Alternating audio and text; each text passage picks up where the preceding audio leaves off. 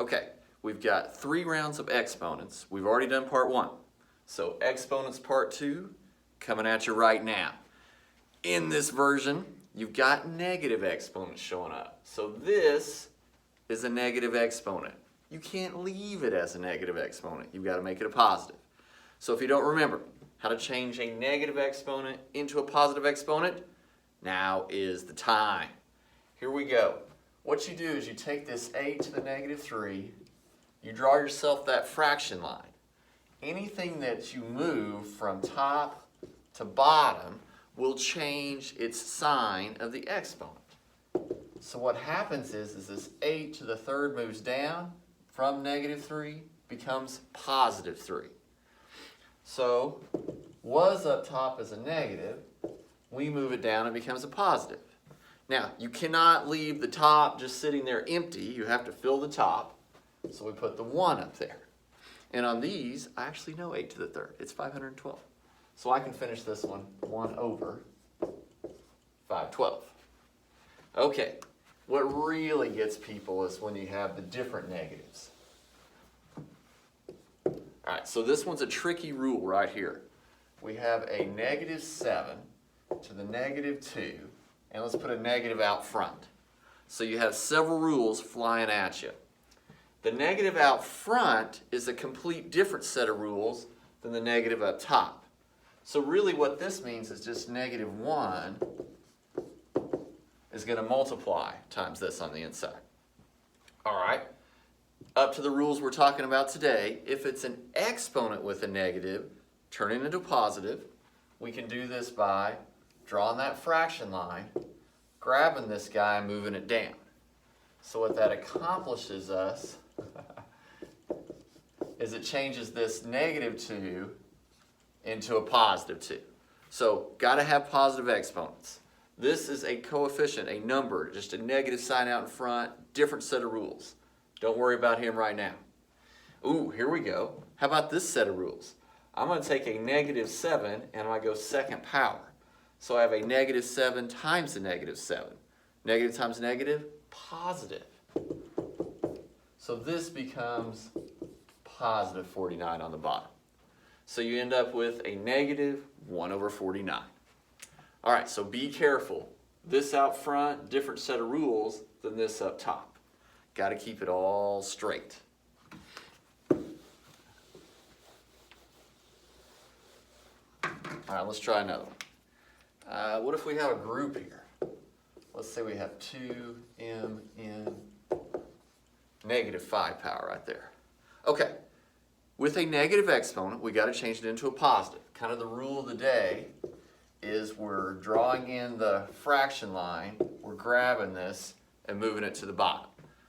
When we move it, it's going to change a negative exponent into a positive exponent. So now we have 2mn all to the 5th power. But remember, when you move something to the bottom, if you've left the top empty, you've got to fill it. So fill that with the understood 1, don't leave him out.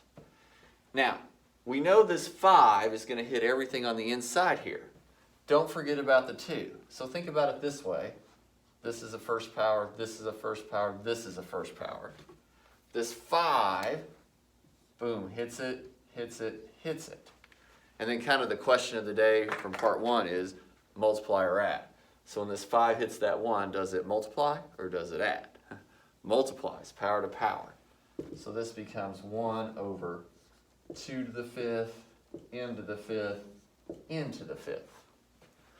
And this 2 to the 5th power, we know that, it's 32. So if you know it, throw it on there. Got 1, 32, m5, n5. Hopefully you can still see that. All right, kind of a tricky one. Don't forget about the 2 to the 5th power.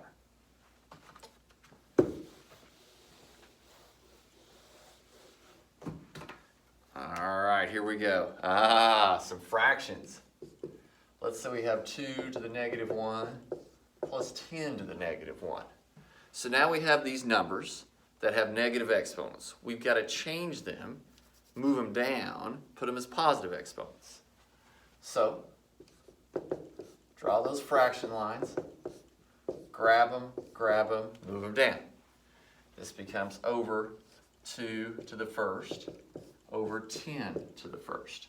So it was a negative exponent, move it down, becomes a positive exponent. Was a negative exponent, move it down, becomes a positive exponent. Yeah, yeah, yeah. So fill your tops with the ones, and what you have now is 1/2 plus 1/10. So we took it out of the exponents, now we're just adding a couple fractions. Let's build a common denominator real quick. 1/2 becomes 5/10. And we have the 1/10. So build a common denominator, the little tens, 5 plus 1, 6 over 10. Almost done. Is this a fraction? Yes. Will this reduce? Yes. 6/10 divided by 2, divided by 2. 3/5 is an answer. That's a pretty tricky little problem. Lots of little moves on it.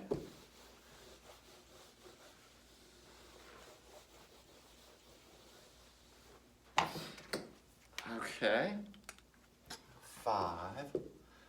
We haven't done one where the negative is on the bottom. Let's do that real quick. So you have a positive exponent up top. That's fine. He doesn't have to go anywhere. He's positive. This is a negative exponent. He does have to move.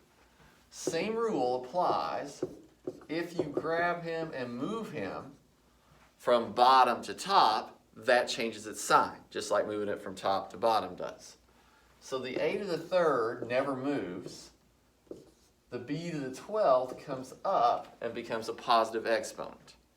So what you end up with here is just a to the third, b to the 12th.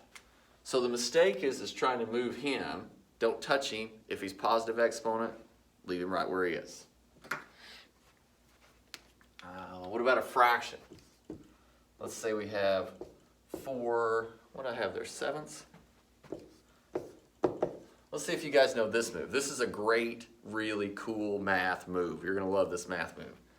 You've got your base as a fraction, 4 over 7. This is a negative exponent. Watch this trick right here.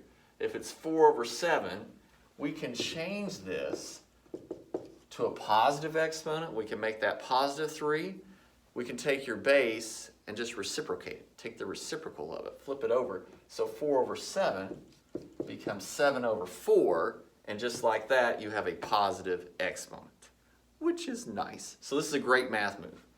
The 3 is going to hit both of those. So you have 7 to the third over 4 to the third. Now you're getting out that calculator like 7 to the third. What is that? I think it's 343. 4 to the third, 64. All right.